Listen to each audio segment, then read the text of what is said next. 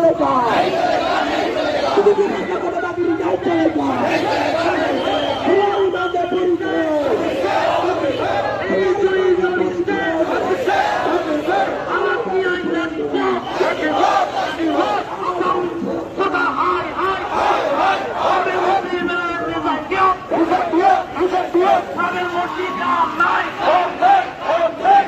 ভাবে আমি কাৰ্বি ছাত্ৰ সন্থা, যুৱ ছাত্ৰ সন্থা, বড়ো ছাত্ৰ সন্থা, ডিমাচা ছাত্ৰ সন্থা লগতে কাৰ্বি যুৱ পৰিষদ এই 5টা অৰ্গেনাইজেশ্যনে যিটো 29 নৱেম্বৰত অসম চৰকাৰে যিখন প্ৰতিবেদন দাখিল কৰিলে এই প্ৰতিবেদনৰ প্ৰতিবাদত আমি সকলো জনজাতি ৰাইজে ট্ৰাইবেল ৰাইজে ওলাই আহিছোঁ।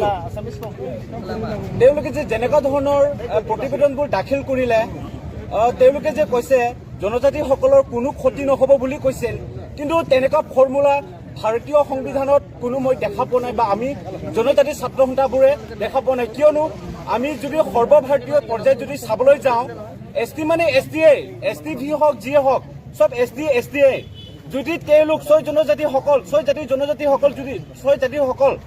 যদি তেওঁলোক ST বিচাৰে আমাকো কাৰ্বি আংলং অট'নমাছ ষ্টেট দিয়ক, আমাকো বড়োলেণ্ড দি দিয়ক, তিৱাসকলক 6ষ্ঠ অনুসূচীত এটা ৰাজ্য দি দিয়ক, ৰাভাসকলক দি দিয়ক, মিচিংসকলক দি দিয়ক।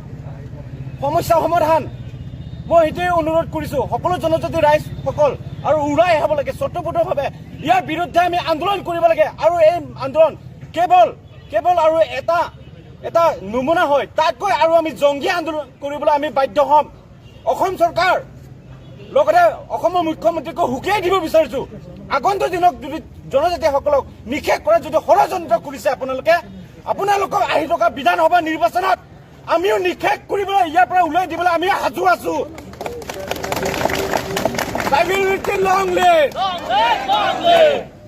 আমি কাৰ্বি আংলং জিলাৰ ফুলনিৰ পৰা লাংঘিনৰলৈকে এটা আমি মাছ ৰেলী ওলাইছোঁ। আমাৰ যিখিনি ট্ৰাইবেল ষ্টুডেণ্ট অৰ্গেনাইজেশ্যন আছে KS all Bodo student union, লগতে KSYSF, লগতে আছে আমাৰ ডিমাচা ছাত্ৰ সন্থা আৰু আমি আছোঁ অল বড়ো ষ্টুডেণ্ট ইউনিয়ন। তো আমি আটাইকেইটা সংগঠনে মিলি পেলাই আজি আমি এই মাছ ৰেলীটো বাহিৰ কৰিছোঁ।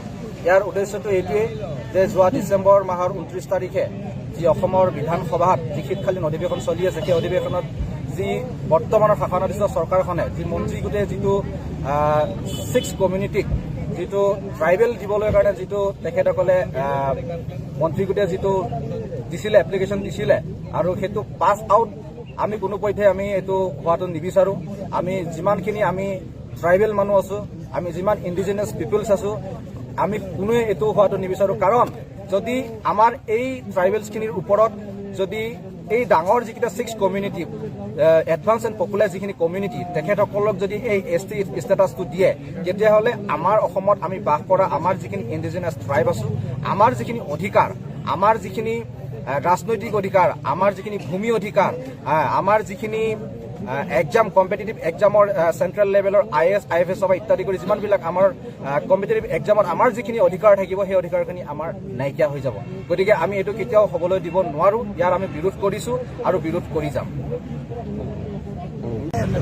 লাচি কোনো পইণ্টে এফেক্টিভ হোৱাকে মুখাত মিছা কথা আহক চোবাই নাম লাগে। আমাৰ ইয়াত চিনাকি কৰিম পোনপ্ৰথমত ধৰ্মেন বসুমতাৰী এডভাইজাৰ আপোনাৰ